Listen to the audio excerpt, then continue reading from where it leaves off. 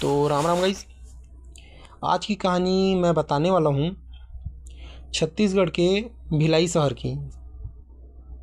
और यह कहानी है सन 1997 की गाइस, जो कि एक रियल हॉरर स्टोरी के ऊपर बेस्ड है, जिसे हमारे एक सब्सक्राइबर ने भेजा है। तो गाइस, कहानी को आप लोग ध्यान से सुनिएगा।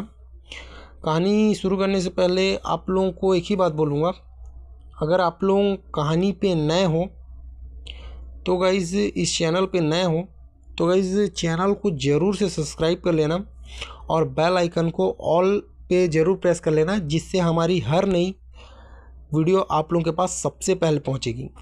और वीडियो में एक लाइक ज़रूर से कर देना गाइज़, जिससे हमें मोटिवेशन मिलती है। तो दोनों कानों में हेडफोन डाल लीजिए और आंखें बंद करके कहानी को फील कीजिए गाइज़। चलिए कहानी में आगे बढ़ते हैं। तो कहानी है सन 1997 की, और यह कहानी जून महीने की है, जिस समय भारी बरसात का टाइम था। तो क्या होता है, रायपुर से ट्रांसफ़र होके एक सरकारी इंजीनियर जिनका नाम अनिरुद्ध मिश्रा, उनको भिलाई में पोस्टिंग दिया गया। उनके रहने के लिए व्यवस्था की गई। तो उनको बंगला नंबर 32, जिसे आसपास के लोग 32 बंगला के नाम से जानते थे। बंगला बहुत सुंदर था, बस दीवारें थोड़ी जर्जर हो चुकी थी और आसपास पूरे के पूरे एरिया में, मतलब उस बंगले के आसपास पूरे सूखे पेड़ पूरी तरह से सूख चुके थे और पूरा माहौल वहाँ का शांत था। मतलब पूरा कोई आना जाना वाला नहीं है, आना जाना उतना नहीं करता था। उनको वहाँ पर बंगला दिया गया था उनके रहने के लिए, और उनको एक चौकीदार भी दिया गया था जो उनकी बंगले की देखभाल करेगा। तो वह चौकीदार हमेशा इंजीनियर साहब को हमेशा बोलता था, अनिरुद्ध जी को, कि साहब रात को ऊपर वाले कमरे पर मत जाना, वहाँ कुछ अजीब अजीब घटनाएं होती हैं, मतलब भूत प्रेत रहते हैं, ऐसे करके वो बताता है चौकीदार अनिरुद्ध जी को। तो अनिरुद्ध ने इसे अंधविश्वास समझकर अनसुना कर दिया था। वह हंसकर चुपचाप वहाँ से चले जाते हैं। तो पहली रात जिस दिन ट्रांसफ़र होके वो आए थे, उस दिन ये थक हार के सो गए थे। पहली रात ये सो जाते हैं। दूसरी रात ठीक 12:05 में बंगले के गेट में किसी की दस्तक हुई। ठक ठक ठक करके दस्तक होती है।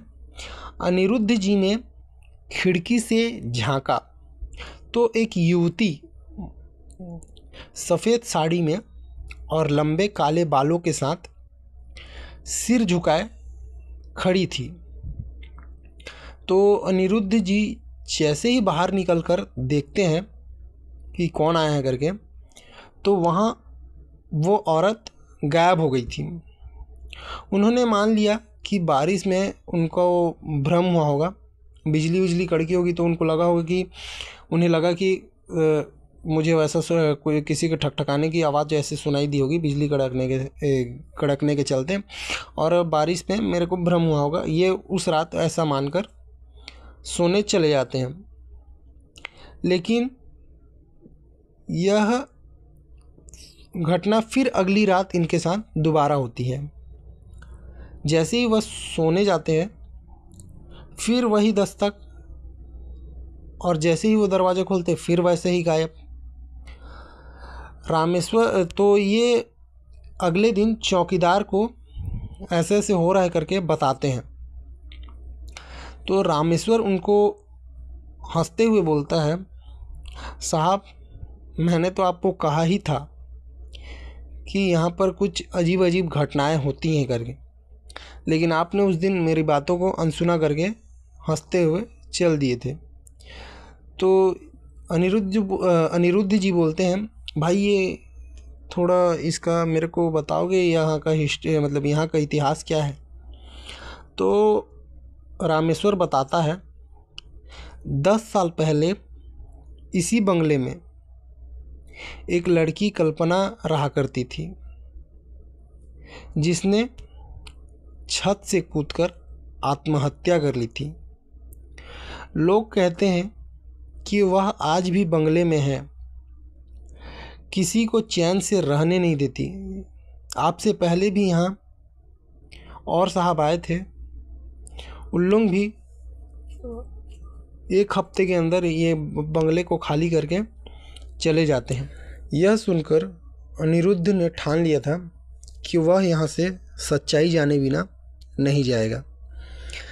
तभी दूसरी रात अनिरुद्ध 12 बजने का इंतज़ार करता है, तभी बिजली चली जाती है।